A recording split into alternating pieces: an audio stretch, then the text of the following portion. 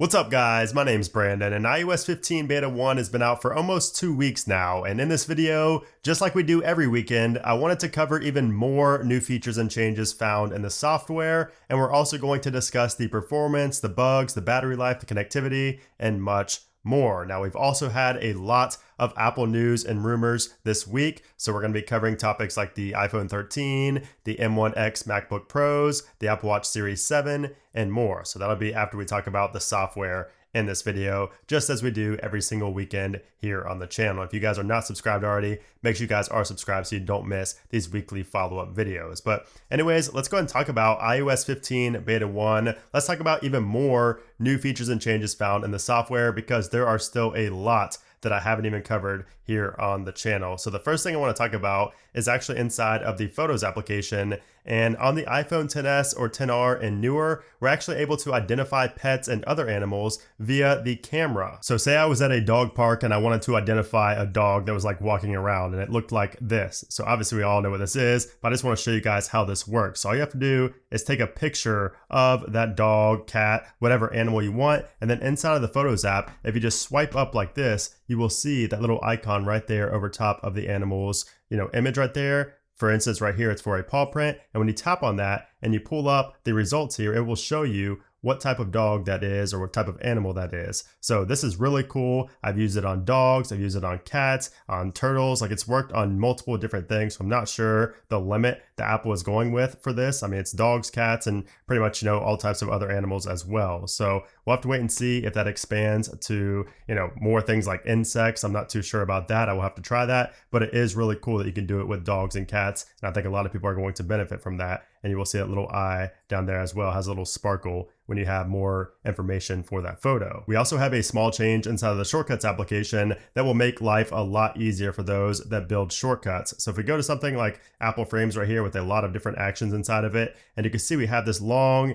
if otherwise statement right here with all these different actions underneath of it, and it's going to take a while to scroll. You can see it lags because there's so much going on right there. But if I wanted to collapse that, before you had no option to do that, but now if I tap right here, you could see we have the option to collapse. And if I tap on that, you can see there are 149 actions underneath of that one repeat action right there. So that is a small change inside of Shortcuts that we didn't have in iOS 14, and it's very useful here in iOS 15 if you build out shortcuts. iOS 15 also gives us the option to lock a PDF file. So you can see I have a PDF file open right here. If I tap on the share sheet, you can see right up top, we have lock PDF. And if you tap on that, it prompts you to enter a password to open the document. You have to type it in twice. If I type in 111 and then 111 right there, then tap on done, it locks that document. And if I try to go into it, you can see that right now it actually says error. And if you put in the password right here, so I put in 111 like I just did, you can see it goes ahead and unlocks that file. Now also, if we go into our settings and go to general and then down to reset, you can see up top we have prepare for new iPhone. So I talked about this in my initial what's new video, but I never went into detail about it or actually showed you the panel here in settings. So if we go to prepare for new iPhone right here, you will see that we get this screen right here that says, get ready to move your apps and data, enjoy extra iCloud storage to help you transfer your new data, and also says check trade-in status. So you're actually going to be able to borrow iCloud storage temporarily as you move your data over to a new device. If you tap on get started, you can see right here what it shows, and it shows move all app data with iCloud or don't move data for these apps. And then if we tap on that, you can see right here what happened. So it says uploading apps and data to iCloud, use this iPhone to quickly sign in, and then trade in or recycle this iPhone. So it makes it all much simpler, and it also gives you the option to borrow storage from Apple via iCloud to transfer that data over, which is really cool and definitely something that's going to be beneficial when the new iPhones come out. And I will cover it actually doing that process when the iPhone 13 comes out. Also inside of the weather application, I live in Florida, so of course it's raining like every day down here. And you will notice that the animation is different inside of the weather application. It's actually really, really nice. So you can see how the rain kind of hits on this border right here and kind of slides down. So there's an all new animation inside of the weather application when it shows like rain or anything else that has an animation inside of the weather application. So the animations in general are just improved here with iOS 15. Now those may not show up for everybody. I do believe it's the iPhone XS and XR and newer for that feature as well. Now perhaps one of the most underrated features in iOS 15 overall is inside of settings. If we go to accessibility and then down to audio/visual and then to background sounds. So this is something I have covered here on YouTube and on my TikTok, but if you go to background sounds, you get these different options, these different ambient noise options that you can play to help you focus, to help you go to sleep. I've actually used this almost every single day for 2 weeks straight now. Ever since iOS 15 came out, I've used it for during the day, for work, and at night to go to sleep. And you get these different options like ocean, rain, stream, and these dark and bright noises right here. And you can see you can change the volume and things like that. And I've covered all of that. But if we go back and we go into our control center settings right here, and we add in the hearing toggle right there, and then we go to our control center right here, and we go to hearing, and we tap on that, and we have our AirPods in, you can see you have a toggle to turn background sounds on and off. And you don't actually need your AirPods in for this either. You can actually just take your AirPods out, and you can see you can turn background sounds on or off straight from the control center. So this is something that's very beneficial if you use this, because before you'd have to go all the way deep into settings. You know, it's pretty deep in there. You go into settings, then you go to accessibility, then you got to go down to audio visual, and you got to go to background sounds and then turn it off. Now, speaking of the control center, if we go back to our control center right here and then go down to text size right here, then we go into our control center and we go to the text size toggle there, you can see that we actually now have the percentage that the text size is. So if you take the text size to like 120%, it will show that up top. If we take it down all the way to like 85%, it will show that. And you can actually change this for all apps or home screen only, or for whatever application you're in. So like for example, if I went to, let's just say I went to Safari, for example, and then I went to the control center right here, then went to the text right here, you can see I could change it for Safari only. So it's dynamic. It changes based on what application you're in. So that is a really cool feature, a really beneficial feature here in iOS 15. Now we also have a new size for the calendar widget that I've actually really been liking. So I know a lot of people have been requesting this for a while now, back in iOS 14 as well. This little small month calendar right here. So that's something new. I didn't actually cover this in a video, but I have been using it a lot on my personal device, and it's worked out really, really well. And I will say that it is pretty bugged out at first on multiple devices. It was just a black square, and I had to reboot for that to be fixed. So just beware if that's the case. If you do have a black little square right there, just reboot and it will be fine. But this is a new calendar widget here in iOS 15, and I love it. I love the full month view and that little square. Another very underrated feature in iOS 15 is the ability to drag and drop throughout iOS and also use gestures like we could on iPadOS. So let me show you guys what I mean. So for instance, if I take a screenshot, I could take and drag the screenshot, let's just say to notes. So I can drag it with one finger, then tap on notes with another finger and drop that right into here into the notes. So that is really cool. Obviously we could not do that before. Now we also get the gesture controls in iOS 15, like the 3-finger gestures to like undo and redo and notes. So we take these 3 fingers and pinch outwards, that's what pastes. And you can also pinch inwards to copy. So for example, if I copy the double docu right here, if I do these 3, you can see it shows copy up top. Then I could spread out like that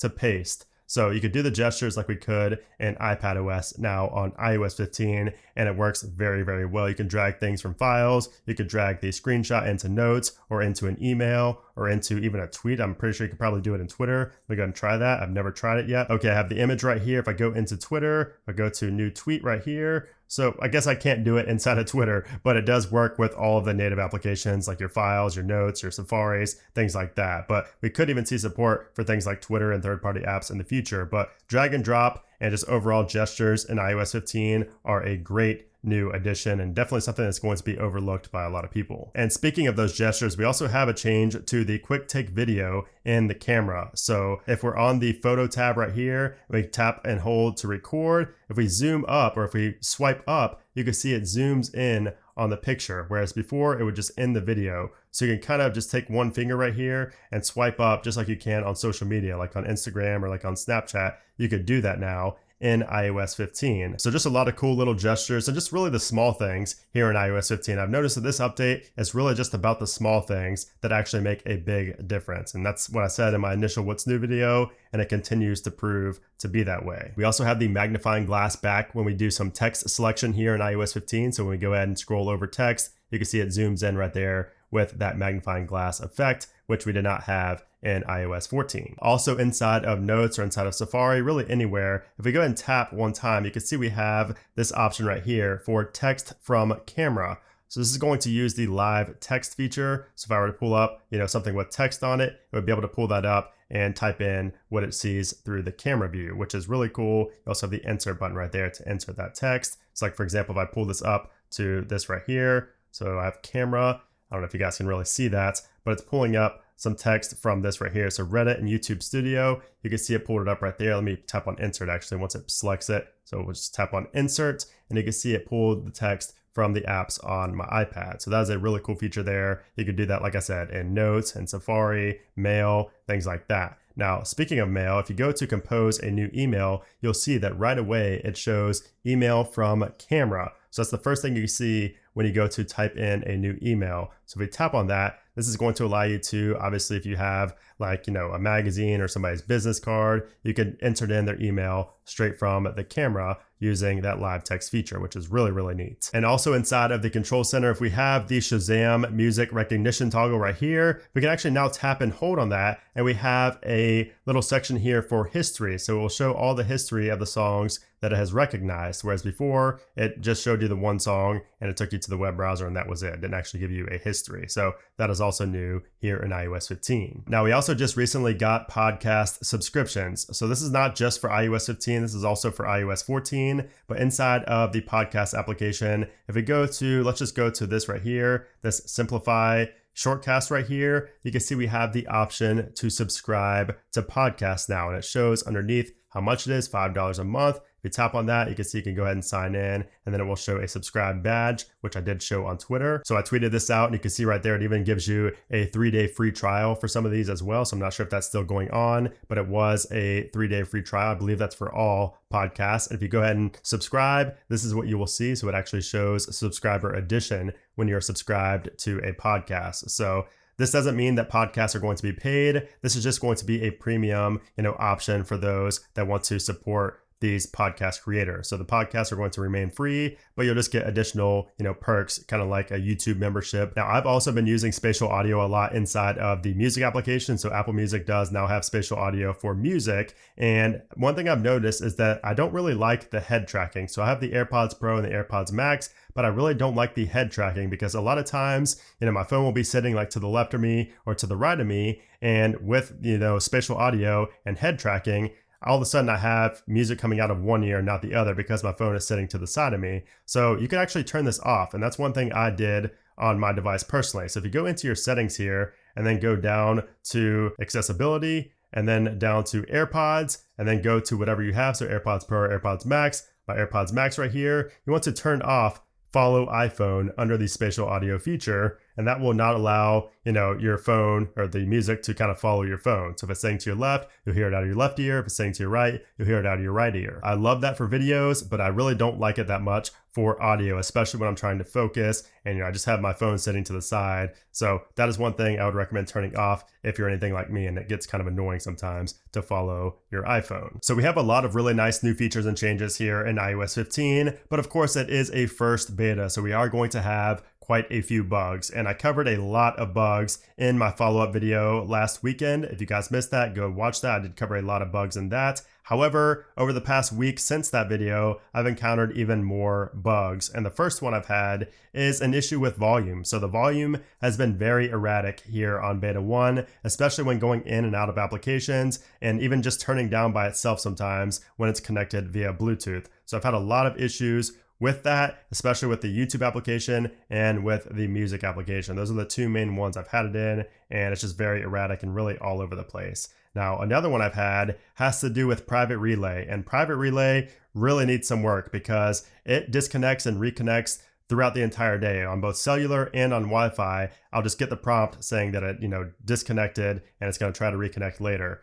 And I've noticed that it happens a lot, and also it really impacts my Safari experience. So Safari is just slower overall when I have private relay on, and I just hope it gets better in beta 2, but right now it just really, is a bad experience when using private relay. Another major issue I'm having with iOS 15 is with Wi-Fi connectivity. So my Wi-Fi will just randomly disconnect or randomly get 1 bar out of nowhere, whereas my iOS 14 device, which is sitting right next to it, is just fine and no impact at all. It hasn't dropped Wi-Fi 1 time. So I am having some issues with Wi-Fi, and I know it's not my router because I've tested this extensively just to make sure it's not my router, because I would want to fix that, more than anything. But it is iOS 15, and that is something I'm sure will be worked on with future betas. And then also for the FaceTime bugs, I told you guys in my last follow-up video, but I'll say it again. If you are having bad bugs with FaceTime, especially FaceTime video, try removing the emojis out of your contact's name. So I've had contacts that I try to FaceTime with an emoji, and it makes the experience 100 times worse than when you remove the emoji. So I'm sure that will be fixed in beta 2. That's an easy fix, but that is just a little workaround for now. So just take that emoji out if you're having issues. And then also another issue I had is inside of the Photos application. If I go to like For You right here, and I go to like one of my memories, so you can see this memory right here, how cute. So if I turn this down a little bit, if I go to try to share a memory, you can see it's actually grayed out. So I wish I could share this because it's such a cute little memory right here, but unfortunately you cannot. If you tap on it, the share is grayed out up top right there. So I'm hoping in beta 2, you will be able to share these memories right there. So that's a cute little memory there. I'm gonna go ahead and favorite that because it's so cool. But aside from those bugs, I am still having all the bugs I mentioned in last week's video. I don't wanna just keep, re-saying the same bugs over and over again. So those are just some of the new ones I've encountered over the past week, but really not too bad. I mean, as far as, performance goes, since last weekend's follow-up, I've only had, I think, 2 app crashes and just kind of more of the same issues with Safari and FaceTime and things like that. Just more of the same that I mentioned last week, but really not too bad. Now, as far as battery life goes here on iOS 15, battery life is still not great for me on any device, especially on my iPhone 12 Pro, my main device where I do everything. Battery life is just not good. I mean, I have to charge at least once throughout the day, whereas on iOS 14, I could go through pretty much the entire day without charging. So still not great. And if I go ahead and look at my chart, I'll actually pull up my chart here on my 12 Pro. So if I go to my settings, general, let me go ahead and turn off dark mode so you guys can see it on camera better. I know a lot of you guys always ask why I'm always in light mode. It's because it shows up better on camera. So if we go down to battery here, you guys can see what my battery life is looking like. So I do charge throughout the day, but you guys can see there, that's kind of what my chart looks like. And it looks like YouTube and Twitter, Snapchat are using up most of my battery life in my last 10 days. As you can see right there, my average pretty high, and especially the off screen time or my screen off time right there, mostly just with YouTube. But again, just not getting the best battery life here on iOS 15 beta 1, but I would expect that to improve, especially as the performance improves and as the app crashes kind of slow down and things like that. So now what is next for Apple? So today is Saturday, June 19th, and next week is the week of the 21st. And right there on the 21st is when I would expect to see iOS 15 beta 2 for developers. So it's possible any day of the week, but it's most likely going to be Monday or Tuesday. My bet would be on Monday right there, June 21st, for the developer beta 2. Now, as far as beta 3, I would expect that again, another 2 weeks. So we are on a 2-week cycle here. So of course, iOS 15 beta 1 came out on the 7th. That means exactly 2 weeks would be the 21st. So that means that 2 weeks after the 21st would be right here on July 5th. But the thing about July 5th is that it is a holiday right here. So it's Independence Day observed. So Apple may not release it on the Monday right there, July 5th. It may be July 6th. So whatever day it is, we can also expect the public beta. So the first public beta of iOS 15 to come out on that week of the 5th. So probably a couple of days after the developer beta 3 gets released. So after developer beta 3 gets released, a couple of days after that, we'll see iOS 15 public beta 1. So my guess is that if it released on the 6th, that the developer beta released on the 6th, then on Thursday the 8th is when we'll see the public beta of iOS 15. So stay tuned for that. That of course will be exciting because that means it is starting to get more stable and a lot more people will be able to join the iOS 15 fun here in the beta stages. So now, aside from the software side of things, we also had a lot of Apple news come out over the past week that I wanted to briefly run through with you guys. So the first thing I want to talk about is of course the M1X MacBook Pros, you know, the 14-inch and 16-inch ones that were confirmed to be coming at WWDC. Well, yeah, it seems that we are still a ways away from seeing those redesigned MacBook Pros. So a Twitter leaker known as Dylan, who has a track record by the way, is saying that these MacBook Pros are not coming until the fourth quarter of 2021. So he said this on Twitter: MacBook Pro 14 and 16 are definitely coming Q4 of 2021, either late October or early November. And then in response to somebody on Twitter, he says that a new M1X Mac Mini would also be announced alongside the new MacBooks. So we'll see if this holds up, but it does seem very possible to me. So that's exciting. I am really ready for those redesigned M1X MacBook Pros, and Apple kind of leaked the name M1X in a YouTube tag. So we are expecting it to be the M1X chip. Now, we also got a lot of info about the upcoming Apple Watch Series 7 from Mark Gurman at Bloomberg earlier this week. So in this recent report, Gurman says that we will be seeing a slight redesign and that Apple has, quote, tested thinner display borders and a new lamination technique that brings the display closer to the front cover. The new watch is likely to be slightly thicker overall, but not in a way that's noticeable to the user. He continues by saying that the Series 7 will also include a faster processor, upgraded ultra-wideband functionality, and better wireless connectivity. So this doesn't seem like a complete redesign like some rumors have suggested earlier, but it will be interesting to see what happens with this Series 7 and if it has the, panic detection, the panic attack detection, like we've been hearing is coming for a couple of years now. Now, Gurman also says that the 2022 Apple Watch Series 8 will come in a new Explorer or Adventure edition and contain some crazy new sensors. Now, not a lot has been said about this yet, but the highly anticipated blood glucose monitoring might be further away than 2022. So we might not actually get the blood glucose monitoring until at least 2023. So we'll have to wait and see on that. But the redesigned Apple Watch Series 8, or not really redesigned, but just the rugged version of the Series 8, which is going to be called the Explorer or Adventure Edition, should be very interesting to see, especially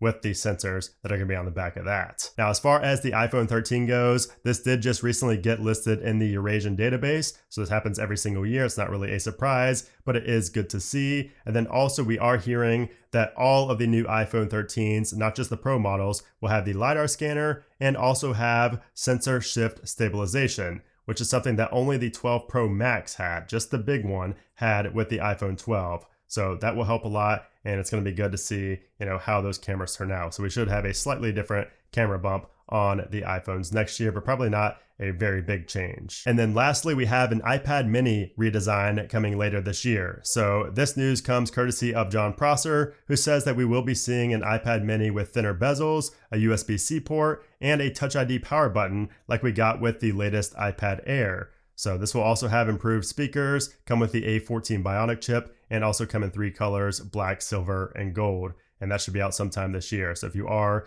into the iPad mini and you've been wanting one without those huge ugly bezels, this year may be your chance to get that. I would not expect it to be edge to edge, but it will probably have significantly smaller bezels. So that'll be interesting to see. So anyways, guys, there you have it. That is my follow-up review after about 2 weeks with iOS 15 Beta 1, along with the latest in the world of Apple leaks and rumors. So I hope you guys enjoyed this video as always. If you did, I would appreciate if you give it a thumbs up. And of course, make sure you subscribe so you don't miss iOS 15 Beta 2 coverage starting next week. I am really excited for that. We should see some new features unlocked. But anyways, guys, thanks again for watching, and I'll see you soon.